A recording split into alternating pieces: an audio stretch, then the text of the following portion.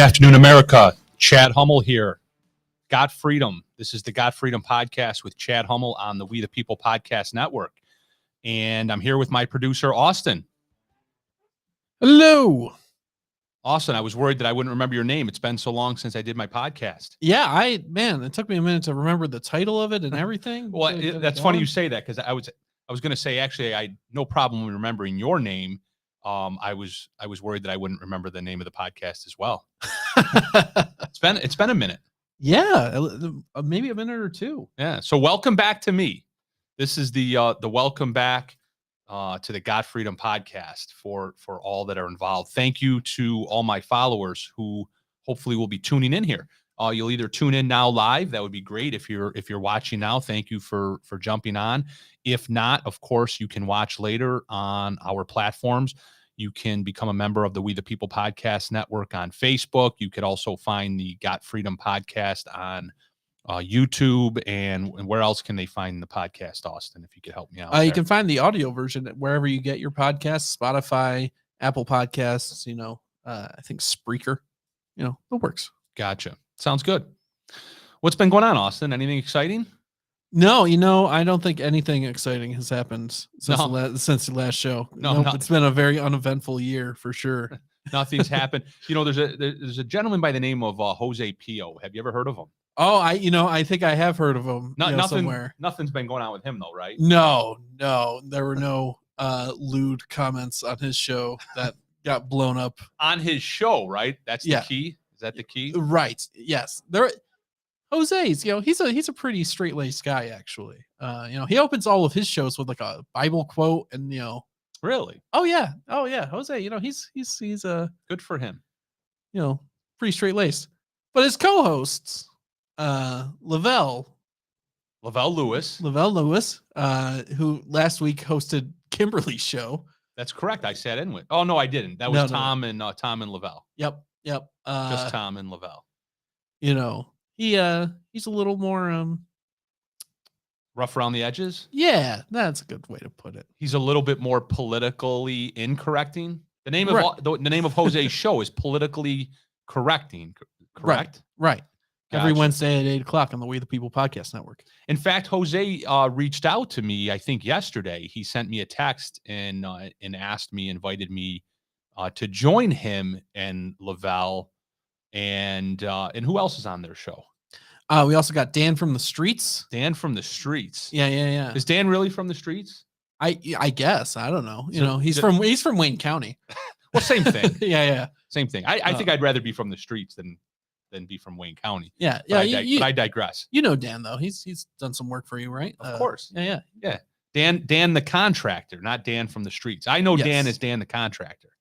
Yeah. He does good work. Yeah, he does. Dan's done some good contracting work for us here at the building here at the We the People podcast network, and also on a rental property that I own.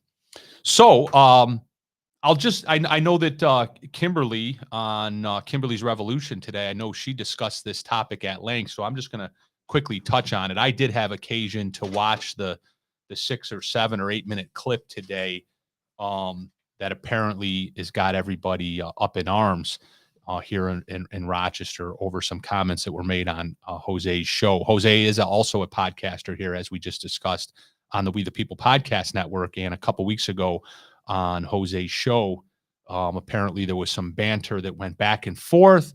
And allegedly some of that banter was some pretty lewd sexual innuendo directed at possibly a co-member on city council of Jose's. So needless to say, there's many people in the community that are always looking to take down a conservative, a male conservative, and the party that claims that they're all about protecting minorities and so on and so forth. But yet, if you have any sort of conservative ideals or any sort of ideals that are contrary to their progressive left-wing agenda, then they will do anything, say anything to take you down. I've been a target of it myself from some of these individuals that I'm referring to. My partners here in my businesses have been targets of it as well. We've had to hire lawyers to fight back. We've successfully fought back. So, you know, I wish Jose the best. I wish Lavelle the best, and Dan from the streets the best. But you know, they are going to take some heat for this. There's no question. When you do speak your own truth, as Jose likes to say, when you speak your own mind, um, there are people out there that, you know, quite frankly, don't think that you should have the right to do that if it does not comport with their agenda, and they will take any and all approach to bring you down. So, with that said, wow, there are some major, earth-shattering decisions that have come out of the Supreme Court of the United States over the past couple weeks, over the past week, really, and they've touched on everything, right? They've touched on the most hot button, um, debatable issues in American politics, American social lives.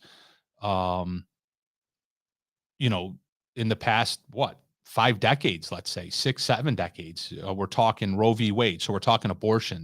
1973, Roe v. Wade was handed down by the Supreme Court. So for approximately 50 years, Americans have been at each other's throats. Austin pointed out before the show when we were having this discussion that correctly, I believe that, you know, the abortion issue has been largely split right down the middle, right? 50-50, 51-49 for 50 years. So basically, you know, look to your left and the person standing to your left thinks the exact opposite that you do on the abortion issue. So that battle has been raging, has been brewing in America for 50 years.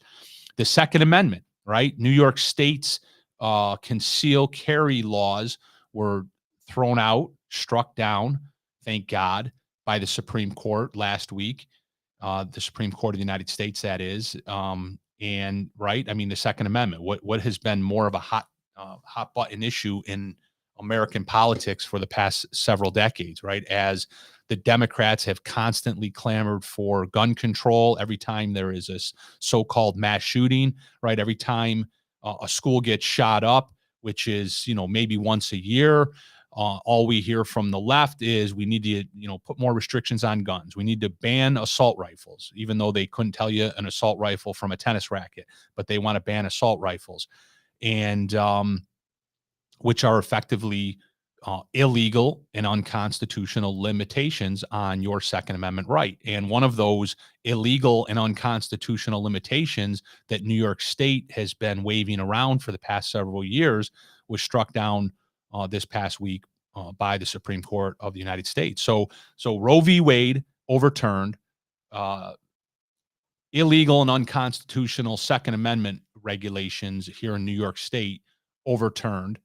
And then the latest decision that came out of the Supreme Court deals with the First Amendment and religious liberty, I guess is kind of the phrase that everybody's throwing around right now.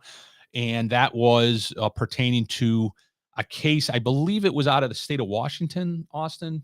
Do you I happen think to so. know? Yeah, I think it was the state of Washington. And it involved, and I'll be honest with you, I haven't read I don't want to get too technical here, but there's something called the state court record. So if you really want to know what the facts of the underlying case are, you're going to have to do some real digging, some real research. It's going to take more than Google. It's going to take more than just reading competing articles online, which is all I have done so far, to be honest with you. But when you read competing articles online, you hear somebody's political version, somebody's bent, so to speak, on what the underlying facts are. But you're going to need to go and dig in and read what was in the state court record in order to fully understand and know what you're talking about on this issue. But with that said, what I've done in this particular case, and you know what I'll do often, you've heard me talk about it, is I'll take the other side, you know, the side that I don't agree with. I'll take their version of the facts first and foremost, and see if I can still make my argument, even with their version of the facts. And you know, once again, that's often the case. If you're on the right side of the issue, the other side's version of the facts won't, you know, quite frankly matter, because they'll either be wrong or they'll be distorted. So, you know, I'm looking at an article that I'll get into here momentarily. I'm looking at an article online. I think It was out of either NPR or a site called vox.com. But I printed a couple articles where they're claiming the version of facts to be different than that which Neil Gorsuch, Supreme Court Justice Neil Gorsuch, laid out in the majority's opinion. Now, would I be naive to claim that a judge, you know, may play a little fast and loose with the facts in a court decision? I've been involved in litigation for 20 years as an attorney myself, and I've done appellate court work. So um, I know that there are so-called different versions of the facts. But I kind of find it hard to believe that in such a seminal, monumental decision out of the Supreme Court of the United States on such a large issue like the First Amendment, right? That Neil Gorsuch, the Supreme Court justice who wrote the majority opinion, would distort the facts. But that's what the left is claiming. That's what these news articles are claiming. They're putting out a set of facts that appear to be largely or uniquely different than the facts that the majority wrote its decision on. But in any event, make no mistake, I'll take those version of facts. I'll explain to you what they are in a little bit here. I'll take those version of the facts and show you that that it still doesn't matter and that the decision was still correct. The decision, of course, that declared that the coach's firing and the school district's actions against him in directing him not to pray while on public property at a public school district was considered illegal and unconstitutional. All right. So, Austin, how we doing so far? We hanging in there? Hanging in there? Oh yeah. Oh man, already getting in the weeds, I think. Are we getting in the weeds already? We're all up in those weeds. It is summertime again. Yeah. It might be time to get back in the weeds, And that I am pretty soon, because that spot over there, I cut all that down probably a year ago, right around now, and it's all overgrown again. That's our fence line, so to speak, our green fence line with our neighbor next to our building, and there's a few weed trees growing there, so we got to get in there and get into the weeds again and cut all those down. But in the meantime, we'll have no problem getting into the weeds here on the We the People podcast network on the God Freedom podcast. Thank you, of course, to everybody who's watching right now and listening. And for those of you that are joining later and listening, thank you for jumping on. So, all right, well, let's get into, let me start with this, Austin. Speaking of getting into the weeds, I've done a lot of, back and forth on social media on these issues over the past week with people. And there's been a lot of debates, a lot of arguments, a lot of discussions. And the baseline, one fundamental thing that seems to be most troubling in having these discussions and arguments, I guess, with other individuals when we're talking about the First Amendment and the Second Amendment, and we're talking about Roe v. Wade, is that, quite frankly, people in America, and it's probably, unfortunately, the vast majority, and we're talking about grown adults here for the most part. I mean, I don't think I'm debating teenagers on Facebook. And in fact, most of the people that I've had these debates with, I know them personally. One individual in particular, and I'm certainly not going to call anyone out by name, but one individual in particular is an attorney of 20 years. And I'm sometimes shocked at the level of ignorance when it comes to basic civics, basic fundamental constitutional rights, the Bill of Rights, and people's lack of understanding of what the Bill of Rights are. So I want to first start by kind of glossing over that topic, because that's going to kind of control where we go with these discussions on the First Amendment in the religious liberty case with the coach, the Second Amendment here in New York State, and Roe v. Wade. And we don't have the time here this afternoon tonight to do a complete deep dive into all three of these Supreme Court decisions, but I think if we spend a little bit of time discussing the Bill of Rights and the Constitution generally, um, the way it's supposed to work is those basic fundamental principles that are laid out in the Bill of Rights, they make it easy to come to a conclusion on whether or not New York State can constrict or restrict your right to concealed carry, or whether or not it is okay for a doctor to take forceps to a baby as it's being born and kill it, or whether or not a coach of a football team in the state of Washington has the religious freedom to take a knee and pray in America in 2022, right? So what people need to understand is this, and I'll try to draw a quick analogy that most people are familiar with. Everyone's familiar with the concept of you're innocent until proven guilty, right? And that's kind of the loose way to discuss the legal burden in a criminal case. The legal burden in a criminal case is the prosecution or the people have to prove that the defendant is guilty beyond a reasonable doubt. The defendant doesn't have to prove anything. The defendant, of course, has the right to remain silent, meaning that they can go to court, sit in the courtroom throughout the trial, throughout all the proceedings, and literally never say a word other than, yes, Your Honor, no, Your Honor. But a defendant in a criminal case who's charged with a crime, let's say a murder, doesn't have to prove anything, right? It's up to the prosecution and the prosecution's witness and their evidence in order to prove that that person's guilty. And the Bill of Rights, which are essentially the first 10 amendments to the United States Constitution, kind of have that same flavor. In other words, these are affirmative rights that are granted to you and me, right? As citizens of the United States of America, these are our Bill of Rights.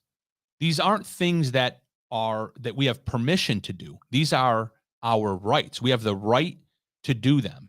These are individual liberties that are guaranteed to us by the Bill of Rights. We don't have to do anything to prove that we're entitled to free speech under the First Amendment or to pray under the First Amendment. We don't have to do anything to prove that we have the right to bear firearms, whether it be a pea shooter, a musket, or an AR-15, right? We don't have to prove anything in order to guarantee that right. That right was already guaranteed to us by the Bill of Rights in the Second Amendment. And then the same principles apply all the way throughout the Bill of Rights. All right? And I'll just read something to you. The United States Bill of Rights comprises the first 10 amendments to the United States Constitution, proposed following the often bitter 1787 to 1788 debate over the ratification of the Constitution, and written to address the objections raised by anti-federalists. The Bill of Rights amendments add to the Constitution specific guarantees of personal freedoms and rights, clear limitations on the government's power. All right, that's key. The Bill of Rights are first and foremost yours and mine, our guaranteed personal liberties. Can't be taken away. Guaranteed. What does guaranteed mean? Austin, what does guaranteed mean? Without question. Without question. It's guaranteed, right? Yeah. So guaranteed rights. And they are clear limitations on the government's power. I mean, that speaks for itself. Your right to keep and bear arms is a clear limitation on the government's power. Your right to keep and bear arms is your civil liberty, right? Just like African Americans fought for the right to dine at the same restaurants that white people did throughout the 50s and 60s, well past slavery, right? Well after slavery was abolished, African Americans in the United States still had a battle on their hands, right? They still had to win lots of hearts and minds in this country, and thank God that they eventually did. But, those rights were guaranteed to them primarily by the 13th Amendment. We'll get into that in a minute, of the Constitution. And now they don't have to fight for those rights anymore. They can't be restricted. They can't be limited. Those are the same civil liberties that are guaranteed in amendments 1 through 10, right? The 13th Amendment just came a little bit later, right? But they're all the same. They all come with the same overriding powers and principles. And that is that they are guaranteed without government restriction rights and liberties that you and I have here as citizens of the United States of America. We don't have majority rule, right? We don't have a democracy. We have what's called a constitutional republic. We have a constitution, which includes the Bill of Rights, which includes all of the amendments thereafter, that affords all of us as citizens of the United States, whether we're in the popular majority, whether we're in the popular minority, whether we're in neither. It guarantees that. See, that's the beauty of it, right? Isn't that the beauty of the United States Constitution and our system of governance? Is that we have a document in place that affords each and every one of us, without regard to popular opinion, the same rights, right? We all have the right to exercise freedom of religion. We all have the right to protect ourselves with a firearm. We all have the right to refuse quarter to soldiers during peacetime. Yeah. There you go. Exactly. I was going to try to stay off of that one, right? Hey, you know what? I like that I can refuse to have a soldier slumber party, okay? Luckily, we haven't had to deal with that one in a while, but you never know, right? Right. Hey, you know what? That's why we got to bring it up sometimes. If you forget about it, that's when they'll take it away. Exactly. We do have Kathy Hochul running hard in lane, she's probably in lane 1 right now, unfortunately, in the governor's race here in New York State. So that's a point well taken, Austin. Point well taken. So the Bill of Rights, folks, I mean, it's really plain and simple. You do have to understand that the Bill of Rights is without prejudice, right? Each and every one of us. And I know this sounds cliche, and I know you're not watching and listening anyway, but all of you radical lunatics on the left, you're guaranteed and afforded these same rights. So why do you spend so much time arguing against them? I posted something on my own Facebook, not that I'm here to tout my own Facebook, but let's see, I printed it off here. Let me see if I can find it in my notes. I don't know if I had sent it to you or not, Austin. But let's see.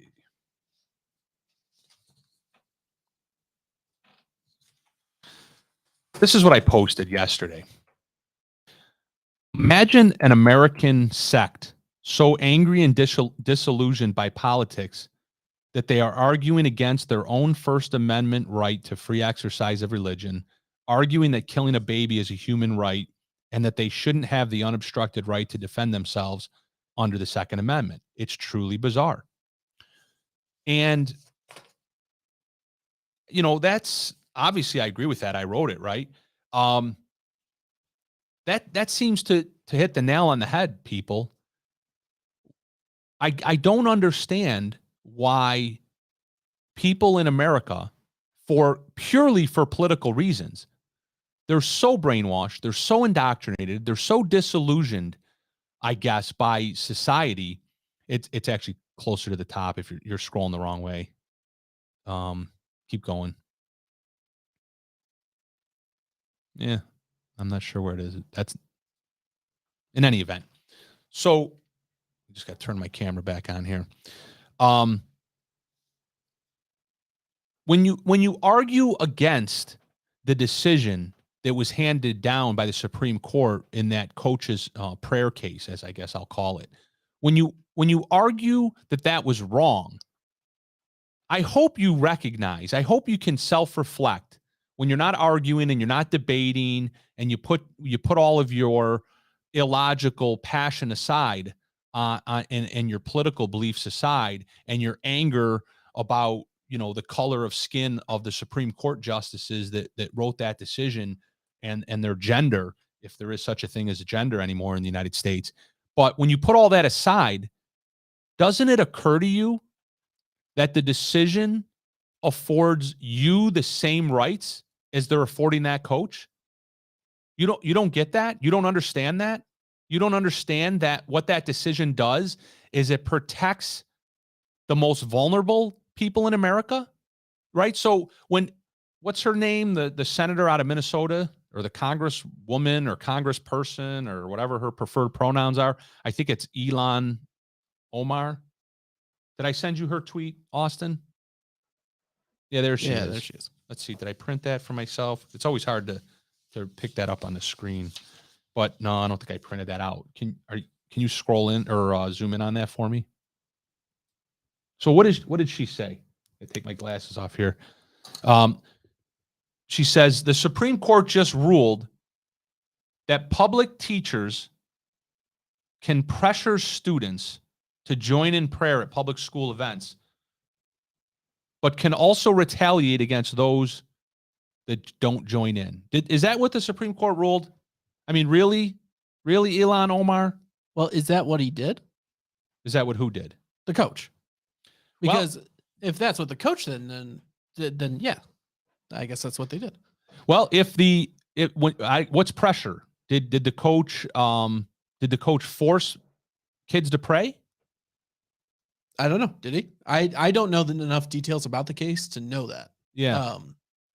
And that's a good point. That goes back to what I was saying a little while ago, and that is that I do find it hard to believe that the majority opinion rewrote the facts of the case, because by the time you get to the Supreme Court of the United States, the facts are set, literally.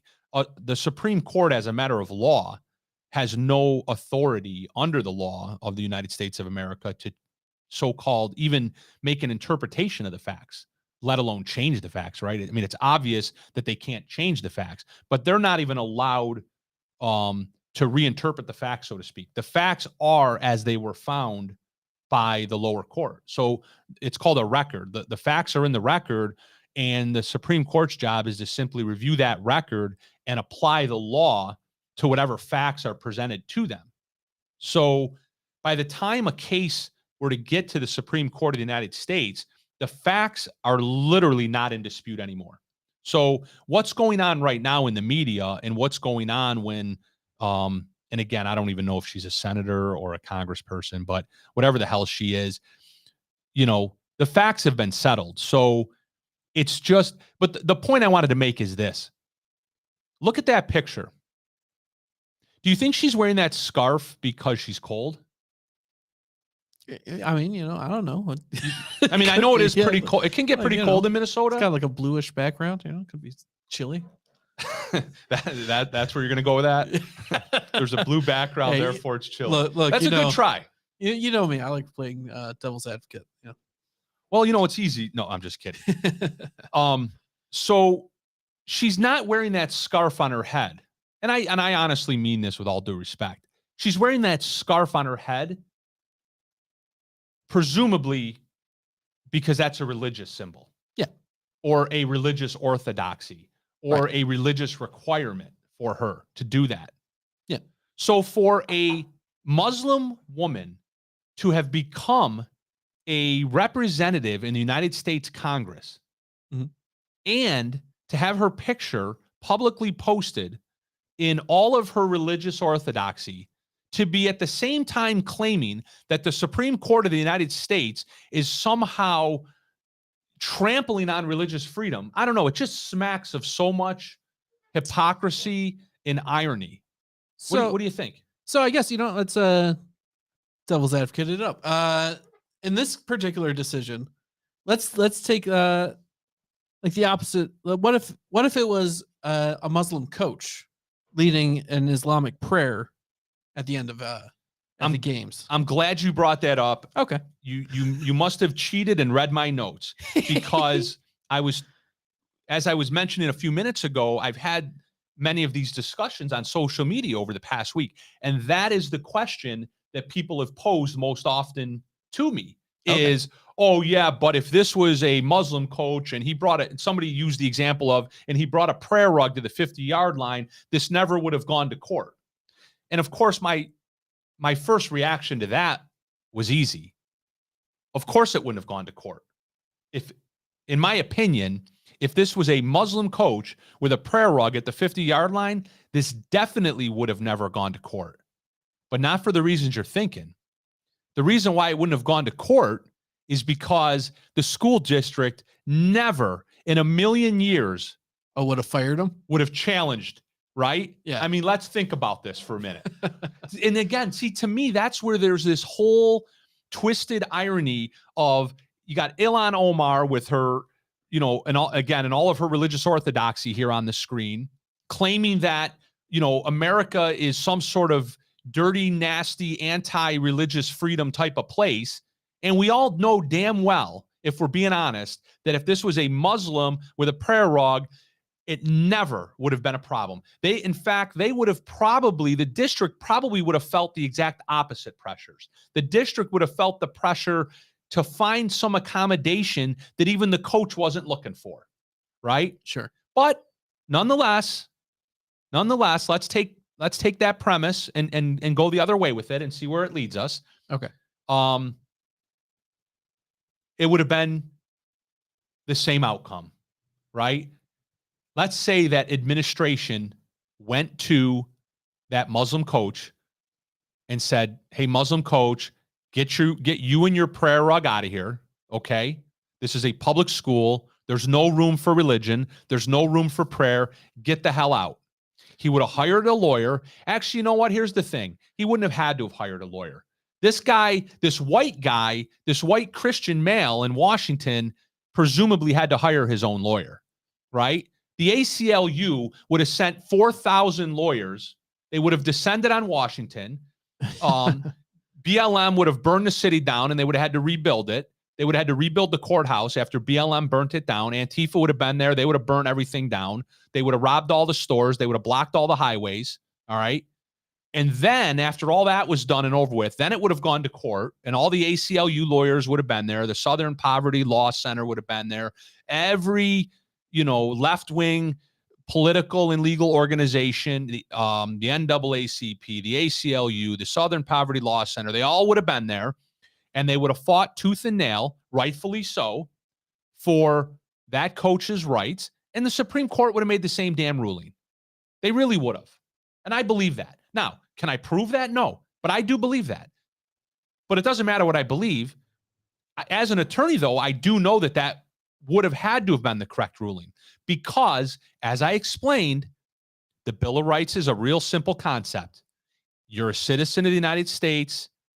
Each Bill of Rights is plain, black and white, unambiguous, and it's your civil liberty. It's my civil liberty to be imposed, right, so to speak, and not to be restricted, quite frankly, at all, unless you're literally harming somebody else, not to be restricted at all by the government. So it's really a simple decision. Yes, it's got to go through the court process, and it took years. I guess this case has been going on for 6 years. Oh, wow. I didn't know that. The case out of Washington. Yeah, it's progressed for 6 years. So this guy's been out of work, well, at least out of that particular job, for 6 years. And hopefully his attorney, did it for nothing, so to speak. But, you're talking a couple $1 million in legal fees there. Oh, sure. For that attorney and his staff to take that case from its inception all the way up to the Supreme Court. So just to wrap up that point, or I guess to kind of pile on, Muslim coach, prayer rug should be the exact same result. Do I believe it ever would have gotten to court in the first place? Absolutely not. That's the travesty. That's a different travesty, in my opinion, where we're at politically here in the United States in 2022. But had it gone to court, it absolutely could have, should have, and in my opinion, would have turned out precisely the same. Except maybe it would have been different justices on the opposite sides of the opinion, and different politicians making bold, brash, and ridiculous comments on Twitter, like we see here from Ilhan Omar. I do think it might have been a little more complicated than your scenario. Just I feel like in what regard? If it could have been. So if we take the narrative that some people are pushing about the pressuring to join in the prayer, if then there was the prayer rug, Islamic prayer, and pressuring kids to join in, then there would have been parental pushback against that, I think. Which would have added a whole new little Certainly. layer into that. Certainly. And I agree. If this coach is pressuring kids to pray, either directly or indirectly, and this is something that you and I spoke about off air, and I think we both agreed, that could possibly fall into what we referred to as a fireable offense. Right. Maybe it violates his contract as a coach and as a teacher, or maybe it just kind of blurs the lines on what he should or shouldn't be doing, as far as, quite frankly, indoctrinating other kids. Sure. Like, what's his job as a coach? It's not to, push his religion. Sure. It's not to instill, what his personal morals and values are. Sure. Although, look, I got to say, and, I played football, right? That's what he is. He's a football coach. So, I know what it's like to be in those circles. Let's pull up that one picture I sent you where the team is, in the circle at the 50-yard line, apparently involved in prayer.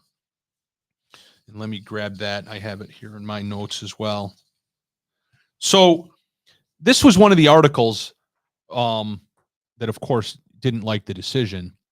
And above that photograph, it states the headline, the bold headline: Coach Kennedy engaged in very public prayer. It's extra public. Extra, very. Like, what? So what the hell is their point?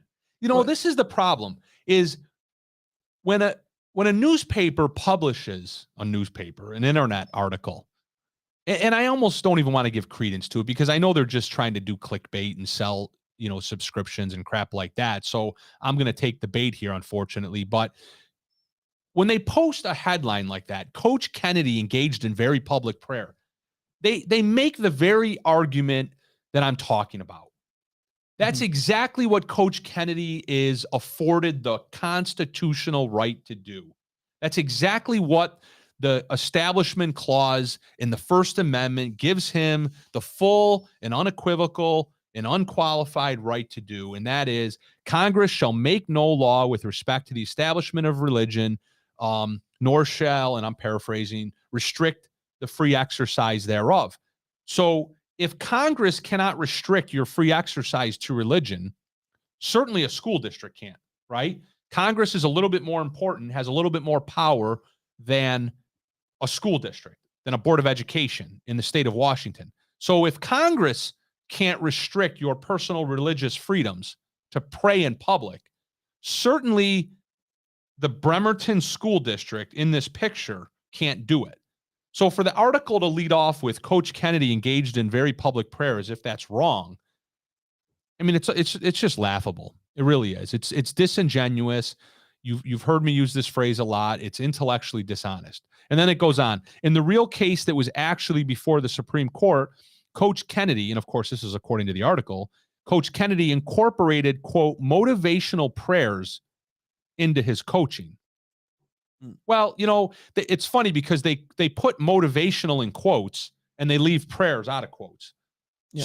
So was he not praying and just simply giving motivational speeches like coaches do? I coached Little League Baseball for 10 years. Well, I gave motivational speeches all the time that never worked. If we take this on its face, then the prayers are not in the question. The question are whether the prayers are motivational.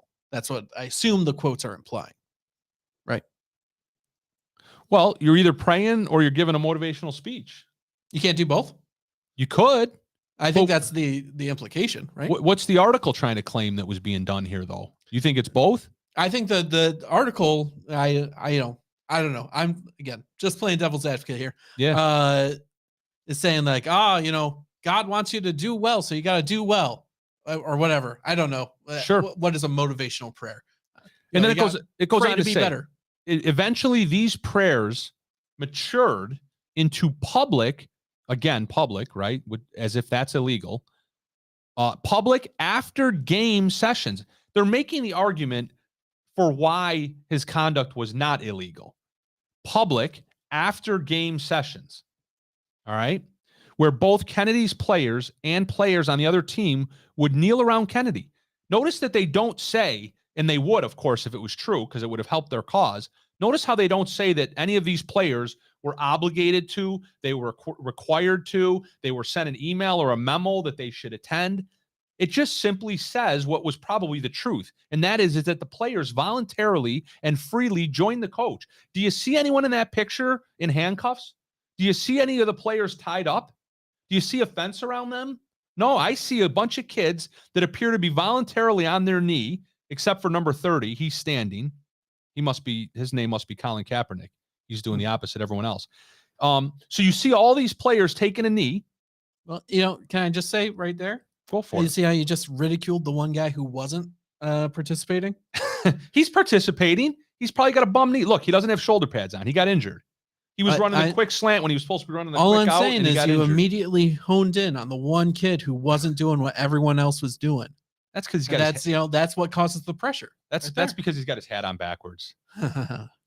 So they kneel around Kennedy, the coach, as he held up helmets from both teams and led students in prayer. And again, held up helmets as if that's wrong. What is holding up? Again, I played football. Holding up your helmet was something that we did in many different instances, in many different settings, for many different reasons. How is holding up a helmet? I'll be honest with you. If anything, holding up a helmet is contrary to prayer, right? I don't think God gives two shits about what team you play for in that football game. I don't think God, in the 10 Commandments told us that we should be worshiping football helmets. I think the 10 Commandments dictate the exact opposite. So I don't want to get off on a tangent here as to whether or not this prayer session is actually prayer or sacrilege. Oh, okay. So he's bad at praying. He probably should have been, You're right. He probably should have been fired for being bad at praying. That's an excellent point. Exactly. And on that point, I think we'll move on. Oh, I did want to say one other thing about this First Amendment issue. One of the other absolutely absurd and ridiculous arguments that people are making on social media for why, in defense, right? Because apparently half of America, again, can't recognize that their rights are being protected by this decision. And they're actually arguing against their own personal liberties, right? They're actually arguing that the Supreme Court should restrict their personal religious liberties. It's quite bizarre. And they go so far as to defend that premise by arguing that the reason why the decision was wrong is because it's a public school and the coach is on the, quote, public dime. And the stadium is, quote, the public dime. Oh, I just love that absolutely ridiculous argument. I just love it. I just love such an intellectually weak argument, such as it's on the public dime. Oh, okay. So because that stadium was bought and paid for by the taxpayers who, I don't know, maybe 99% of them actually believe in God and pray. But because the public was forced to buy that stadium, many of them probably voted against the referendum to build that stadium. But because the public paid for that stadium, that somehow the First Amendment doesn't apply.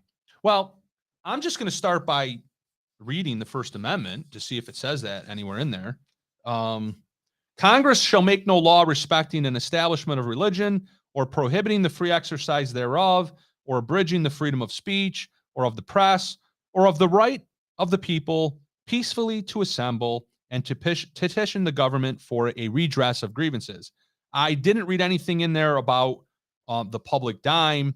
I didn't read anything in there about school districts can make laws that prevent somebody from praying in a public space. It simply says Congress shall make no law with respect to establishment of religion or prohibiting the free exercise thereof. So my question then to those individuals that want to make this about the public dime, does that mean it's illegal to pray at a library? Does that mean it's illegal to pray on a sidewalk? Does that mean it's illegal to pray at your local public Yeah. See, I don't know. I think where am I allowed to pray, Austin? I think the crux of the issue, Under the First Amendment, if it was just the coach praying, this would have never been an issue. This is where it's the idea that he's pressuring the students. That's if he was right. Well, that's right. I think the whole Well, I'll tell you what. The whole basis for this. In order to guarantee my argument. return for 2 weeks in a row here on the God Freedom podcast, I am going to dig into the record. I'm going to find the factual record in this case, and we're going to get to the bottom of that, and we'll discuss that at length next week. We'll get right down and dirty on that issue. I'll look into it too. One of the arguments, though, along those lines, though, that people are making on the facts of this case is that the players got involved. Some people are arguing that the mere fact that the players were involved is proof that this act by the coach is illegal. And again, I just look at it as the exact opposite. If the players are getting involved, that they're doing it because they agree and they have the same rights under the First Amendment that the coach does, and they have the same rights under the First Amendment that you and I have, and Congress is restricted the same way.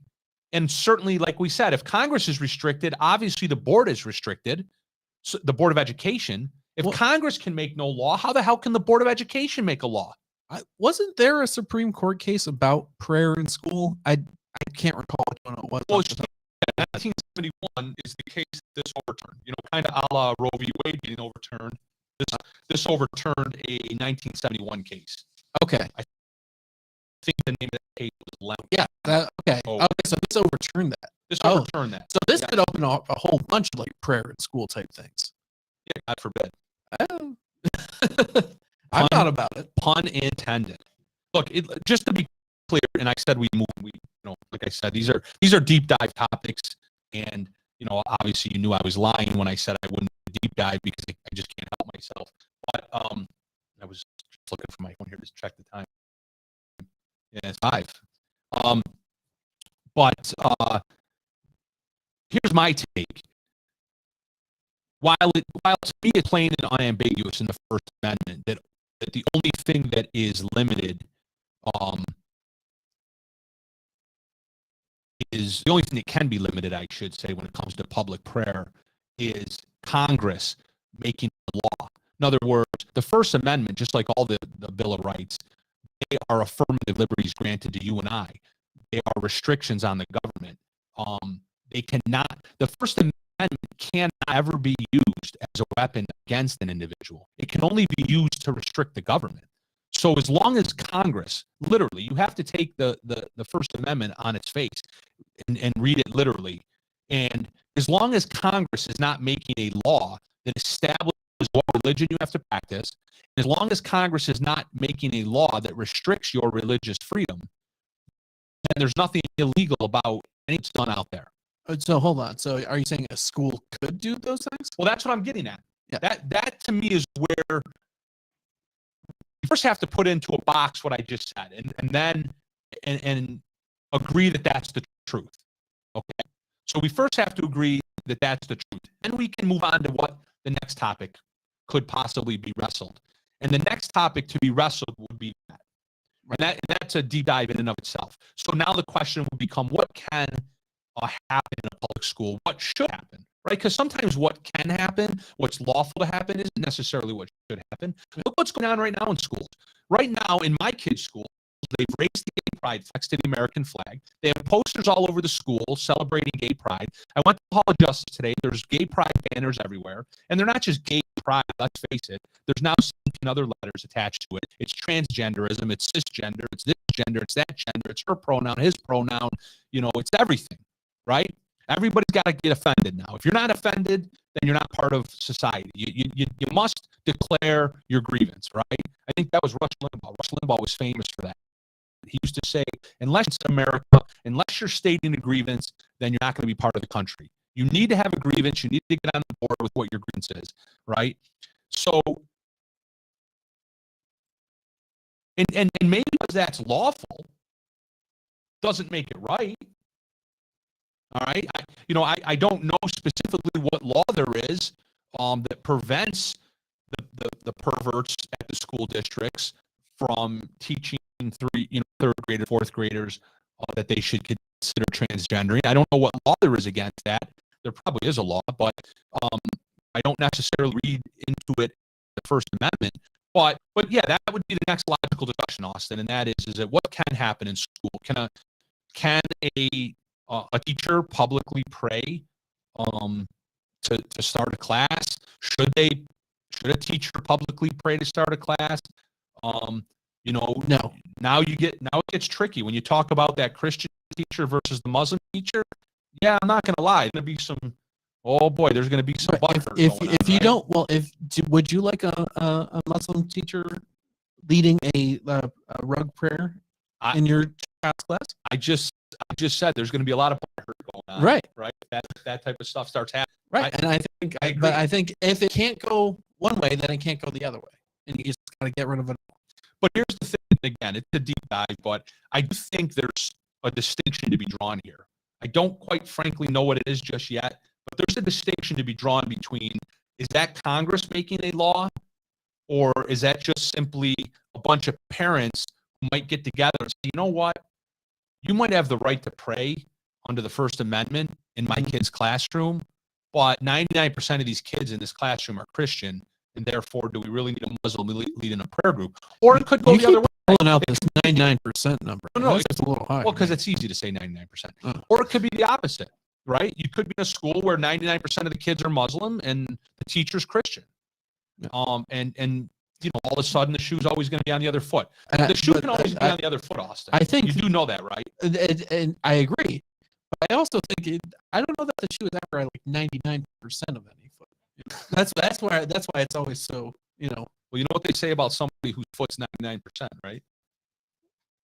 I don't either. No way. I know we'll end up on like the Loonsberry show. Oh yeah. We'll end up City Council. We have a whole podcast network called it's just circuit this week. I've been in all the trouble that Jose's in. I don't want to be in that kind of trouble anymore. Actually, I do. That's why I'm still here. That's why I came back. I came back today because I was like, you know what? If Jose's going to get in trouble, I better get back in front of the camera and say something violent, offensive that's going to get me in trouble again. I don't want Jose to be out there flapping breeze all by himself. All right, so we really kind of beat that topic death. So all up in the weeds. Yeah, I'm not going to get into Roe v. Wade today.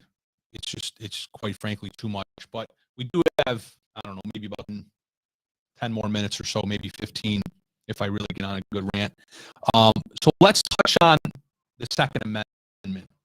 But I want to do a little bit of a twist on it here, because look, the progressive liberals right now in America, and by progressive liberals I mean people like Kathy Hochul, Ilhan Omar, Nancy Pelosi, Chuck Schumer, Joe Murley. These people are AOC. Excuse me, AOC. These people are so beside themselves now. They don't know what to do. They don't know what ends up, right? The United Supreme Court has just told them to go eat shit on all of their babies, right? Their babies, no pun intended, but actually pun intended, their babies have been Roe v. Wade, killing babies for 50 years. Their other baby has been restricting gun rights, Americans' gun rights, and telling white Christian males that they're not allowed to pray in public, right? Those are three of their babies that they've been cradling for the last several decades. And all three have been shot down in the past 2 weeks. So they're beside themselves right now. So what do? Do they take a knee? Nope. Do they honor and respect the Supreme Court? Nope. What do? Well, in New York State, Kathy Hochul immediately, unelected, keep in mind, and ironically today is the New York primary, the Republican primary today in New York, the four candidates for the Republican Party. So we're going to find out today who's going to run against Kathy Hochul. It's either going to be Rob Astorino, Lee Zeldin, Andrew Giuliani, and the fourth guy probably won't win because I can't remember his name. Does anyone remember who the fourth guy is? Just Tom's in the room. Tom, do you know who the fourth guy is? Tom didn't remember the first. He's not listening. He didn't even know who the first three were. So, all right, thanks for your help. Just Tom, as usual. But anyway, it doesn't matter because I don't really give a shit about the Republican Party in New York State or any other state. I just think that no matter what party you're in, you should buy more of that. Here at God Freedom Podcast, we do love the Redskins. How many people can we offend? We do have an American flag behind us on the wall. We have this pen. greatest president that God ever created. We have our Let's Go Brandon candy hearts from Valentine's Day. So we have lots of things in the room here to offend the progressives. So anyway, what was I talking about, Austin? Second Amendment or something? Yeah, you know, Something about concealed shooting carry and all people? that. Yeah, concealed carry. Thank you for trying to get me back on track. So what did I send you? I sent you something on concealed carry, didn't I? A video from. All right, let's play it. Yeah, here we go. I'm such a podcast host. I haven't even watched this video yet. So All let's right, roll. here we do. New York State is firing back. New limits on carrying concealed handguns could come Stop as there. soon as this week. And I'm being honest, I hadn't watched that video yet. The opening line is exactly what I was just getting at, and that is that the Supreme Court just made a ruling, right? They literally overturned New York State's law on banning. Let me be clear: New York State didn't ban concealed carry. New York State did is they placed an extra burden, right? We talked about the Bill of Rights. It's black and white, Second Amendment, your constitutional right without restriction from the government. Yet New York State says in order to carry a firearm, a handgun that is, out in public, concealed, right, in your waistband, as you just saw that gentleman in the video clip there, in order to do that, you have to bow down and kiss somebody's ass at the Supreme Court in New York and convince them why you should have the right to do that, as opposed to, oh, by the way, the Second Amendment already gave me that right. Okay, why do I have to ask you for permission for something that's a right? It's either a right or it's a permission. The Second Amendment is not a permission; it's a right. So, what does New York immediately do when the Supreme Court tells them that your law was illegal and unconstitutional? They say screw you, and they go right back at it. Oh, we're gonna commit restriction. So let's go on. The new limits are in response to the Supreme Court decision striking down New York's law on carrying concealed handguns, potentially making it easier to do so. That's right. The Supreme Court rejected New York's requirement that gun owners provide a reason to carry a concealed handgun outside the home. Now, Governor Hochul is countering that with measures that would limit where people with those concealed weapons can go. The midday diners at Giants on Park Avenue know what they're getting from the menu. Soon, a sign outside could let them know that this is a restaurant with concealed handguns. The state is considering legislation that would require businesses to let people know if those weapons are allowed. Or put up a sign in the front that says no concealed weapons inside. Both the person who might be carrying sees that as well as their person, and they can make that decision whether they feel safer. Bronson, who is a supporter of the Second Amendment, calls the No, proposal you're not. reasonable. And diners like Stop there. All right. This is where Just Tom on Wednesday would say, and now the news. Yes, I said Rob Astorino. Put Google away, Just Tom. It's too late. You missed your opportunity to help me out. Has one of our faithful followers let us know who that fourth candidate is yet? I'm sure somebody posted it by now. I don't really care at this point, but I know Tom's not going to let it go over there in the corner. But anyway, I'm trying to take like 18 deep breaths here before I end up like Jose Pio and go off the rails. And let me just be clear, Jose Pio didn't do anything wrong, right? So I'm kind of just, tongue in cheek here. But Harry freaking Bronson, who is Harry Bronson? Isn't he? He's a Monroe County legislator, I believe. Harry Bronson, he is openly gay. He owns a business in Rochester. And it's called like Equal Rights or, Gay Sex is on the Menu or something is the name of the restaurant. I'm not sure. So Harry Bronson, who, for how many decades, Mr. Bronson, did you fight for your civil liberties that you perceived, right? Harry Bronson, you perceived for decades that you had a constitutional right, a civil liberty. You had that right to marry another man, right? You didn't have that right in New York State. You fought for that right, and you gained it, right? It used to be illegal in, I think, pretty much every state in the United States.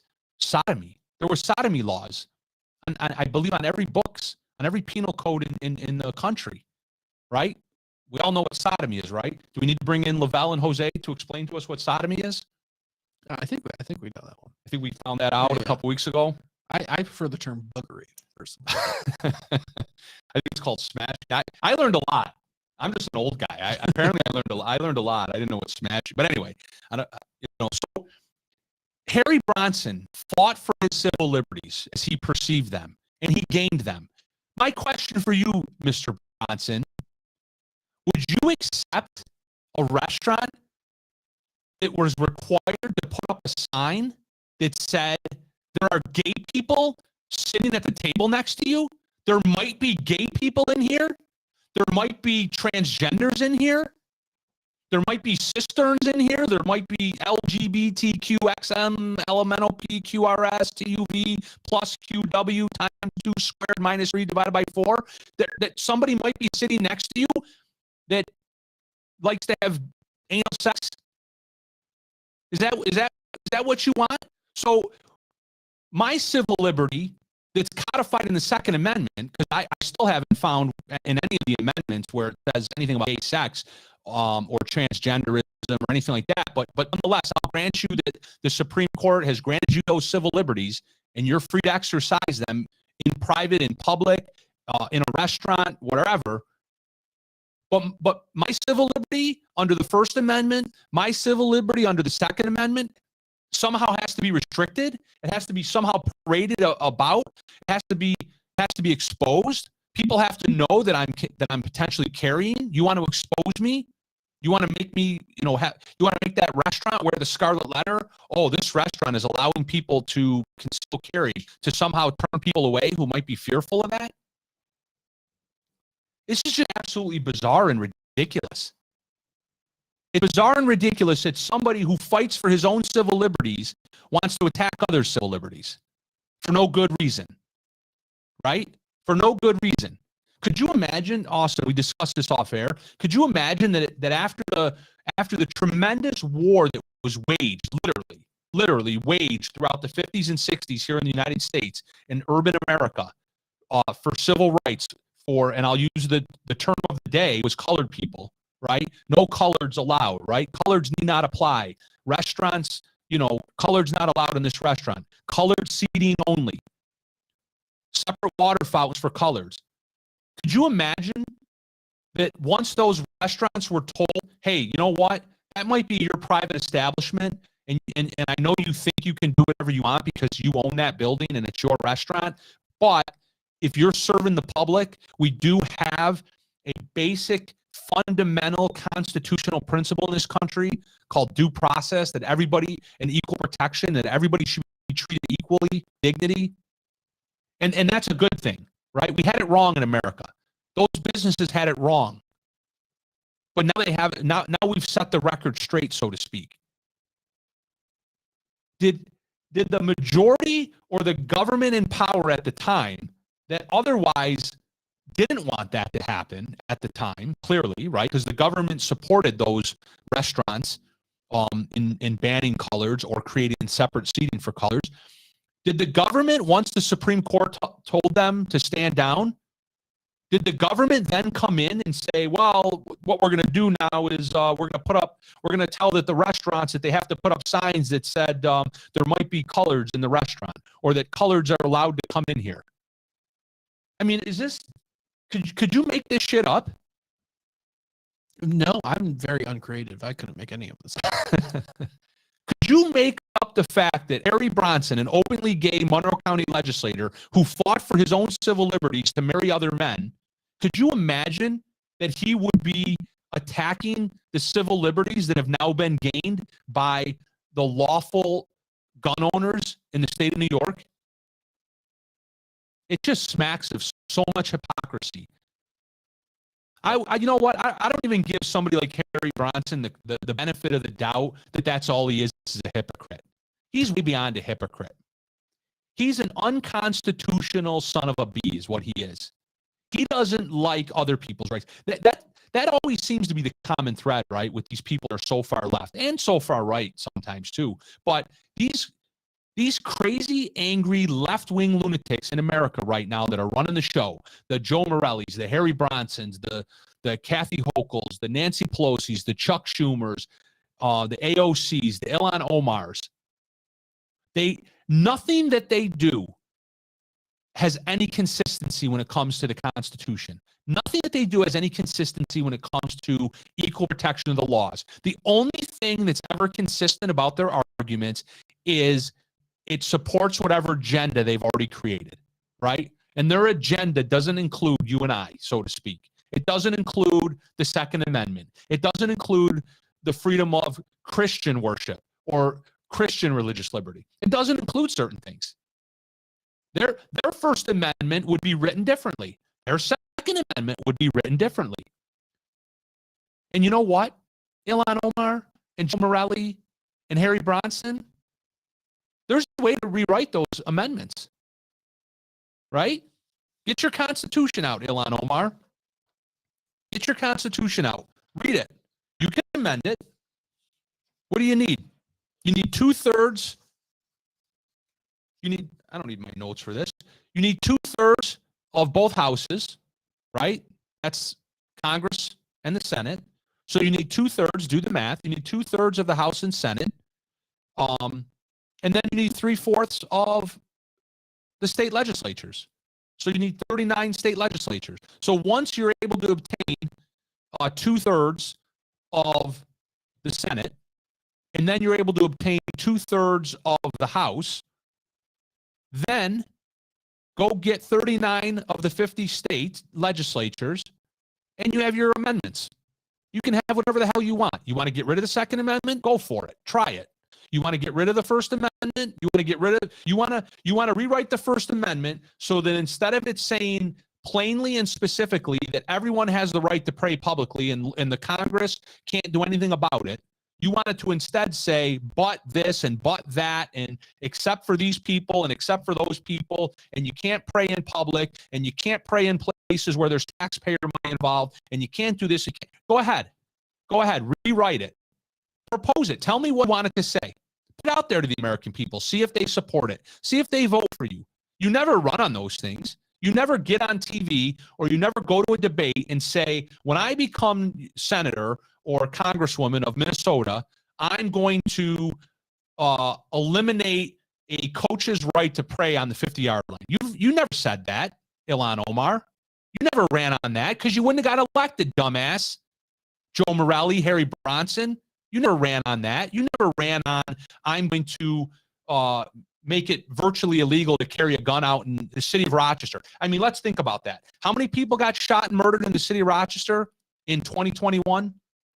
I think the second or third highest per capita in all of the United States, more than Chicago. But Harry Bronson doesn't want you to be able to protect yourself out in public. I mean, imagine that. A Democrat not protecting life. Imagine that. All right. I knew we'd get to Roe v. Wade eventually. All right. So we're going to close it out there. Austin. Yeah. What do you got for me? Anything else? I think How did I do? All the points we were trying to get to. You think I'll take any heat from city council? Probably, but who knows? Good. I haven't had a good letter in a while. Yeah. I haven't had a good cease and desist letter in a while from a government bureaucrat. But by next week I'll look into the facts of that. Yeah, let's do that. I'd love to get the record straight on that so we can have a good, honest discussion about that. So, Yeah. All right, until then, I will see you all tomorrow. Hopefully, join us on Kimberly's Revolution Wednesday at 4 p.m. right here on the We the People Podcast Network. Again, please go to Facebook, We the People Podcast Network. Become a member if you're not already a member. Like us, subscribe, all that nonsense. I sound like a Gen Zer right now. Go to wherever you follow your podcasts and subscribe. I will see you tomorrow on Kimberly's Revolution. And I don't remember how I close out the show. What do I say? I say something like buy more ammo or go America. That's it. Go America. Nailed it.